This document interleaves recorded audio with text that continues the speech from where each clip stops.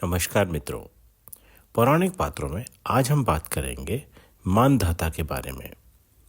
लगभग 2800 ईसा पूर्व सम्राट पुरु की मृत्यु के उपरांत चंद्रवंश का प्रभाव कम हो गया था और अयोध्या का सूर्यवंश चमक रहा था। इक्ष्वाकु की 21वीं पीढ़ी में मानधाता पैदा हुए थे। वह महान विजेता थे। महाभारत के अनुसार उन्होंने सारा भारत, लंका और भूमध्य सागर के द्वीपों तक पृथ्वी जीतकर सार्वभौम चक्रवर्ती पद पाया था। बाण के हर्षचरित के अनुसार उन्होंने पाताल अर्थात अफ्रीका भी विजय किया था। अफ्रीका में मानधाता स्थान है। वायु पुराण और गोपथ ब्राह्मण में इसे त्रैलोक्य विजयी कहा गया है। वायु पुराण और विष्णु पुराण में लिखा है कि सूर्योदय के प्रदेश से लेकर सूर्यास्त तक का प्रदेश सब युक्ताश्व के पुत्र मानधाता का है। मानधाता रचित सूक्त ऋग्वेद में भी मिलते हैं।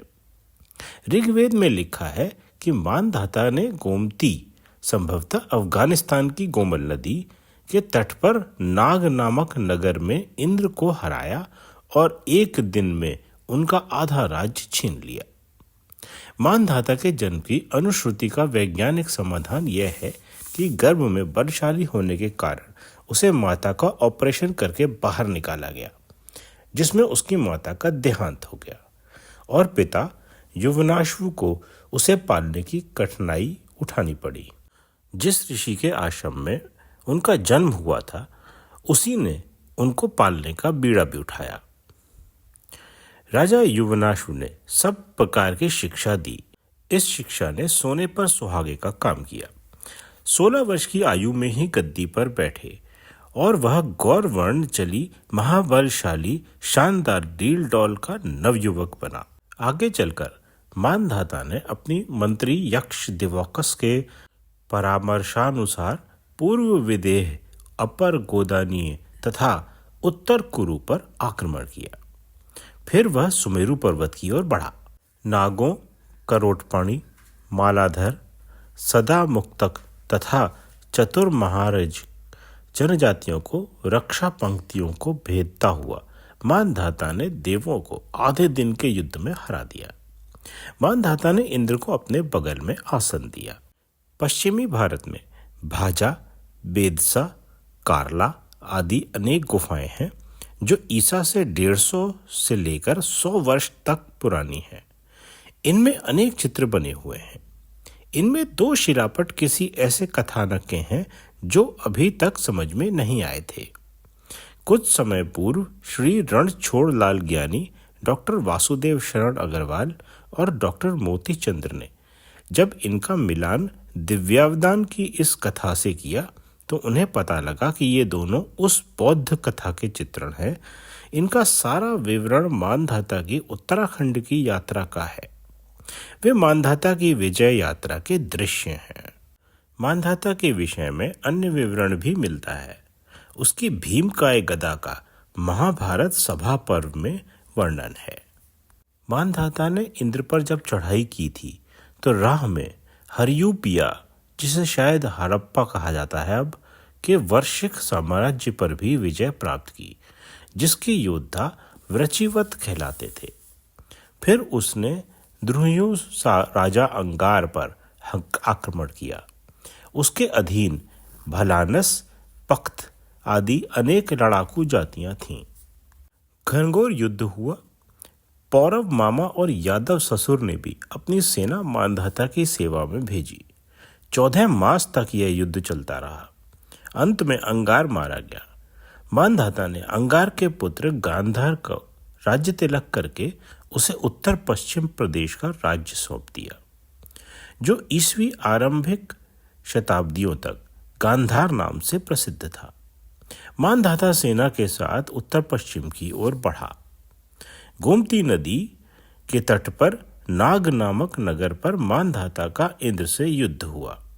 देवों ने प्राण से देवलोक को बचाने का युद्ध किया, किंतु निरर्थक रहा। आधे दिन में देव सेना हार गई और इंद्र बंदी बना लिए गए। आगे बढ़कर मानधाता ने अमरावती पर अधिकार कर लिया। धूमधाम के वातावरण में मानधाता इंद्रासन पर बैठे। सभा में दोनों ने साथ प्रवेश किया, लेकिन संकोच के मारे इंद्र नीचे ही खड़े रह गए। मानधाता ने उठकर इंद्र का हाथ पकड़कर अपने पास बिठाया। वह मुस्कुराकर बोले, इंद्र, आज से आधे सिंहासन का स्वामी मैं हूं। मानधाता की विजय ने उत्तर पश्चिम की राह खोल दी, जिससे क्षत्रिय, इक्षु और काशी जातियों ने पश्चिम में आकर अश्वों तथा रथों की सहायता से 1000 साल बाद महान खत्ती अर्थात क्षत्रिय साम्राज्य, मितन्नी साम्राज्य, कस्सी साम्राज्य और मिस्र का इक्षु साम्राज्य बनाए। मानधाता अयोध्या लौट आए। वहां उन्होंने अश्वमेध यज्ञ किया। अब मानधाता ने नॉर्मेनी, शायद मोहनजोदाड़ो के महान असुर साम्राज्य पर आक्रमण किया और उसे विजय कर लिया। तत्पश्चात सिंध से नीचे उतरकर उन्होंने सागर की राह ली, सुमेर राज्य की राजधानी उर की ओर। भयानक युद्ध हुआ और सुमेर का राजा हार गया। मानधाता ने उर में रहते हुए अन्य नगर राज्यों को अपने दूत भेजे। सब जगह उर के पतन का समाचार पहुंच चुका था। सभी ने अधीनता स्वीकार कर ली। इस आक्रमण ने सुमेर नगर राज्यों की दुर्बलता को उजागर कर दिया। शीघ्र ही किश नगर में एक जन नेता सरगन, शायद शर्खकिन, उठ खड़ा हुआ। उसने सब नगर राज्यों को जीतकर एक कर दिया। उसने एक नया नगर अगादे बसाकर उसे अपनी राजधानी बनाया। पूर्व में उसने एलाम, प्राचीन दक्षिण पश्चिम फारस में जीता और पश्चिम में सीरिया और लेबनान जीतता हुआ भूमध्य सागर के तट तक जा पहुंचा। उसकी पुत्री एन खेदु अन्न नन्नार अर्थात चंद्रदेव की पुजारन थी। मानधाता ने तब रमणक, जिसे अब मिस्र कहते हैं, की ओर पग बढ़ाए। मिस्र पर विजय पाकर वह सार्वभौम सम्राट बन गया। जब वह वृद्ध हुआ तब एक दिन मृगया के समय मथुरा के असुर राजा लवण ने पुरानी हार का बदला चुकाने के लिए धोखे से उसे मार डाला। यह सारी जानकारी आपको ऋग्वेद, महाभारत वन पर्व, भागवत पुराण, गोपत ब्राह्मण, वायु पुराण, विष्णु पुराण, महाभारत द्रोण पर्व और शांति पर्व में मिल जाएगी। कहानी सुनने के लिए धन्यवाद।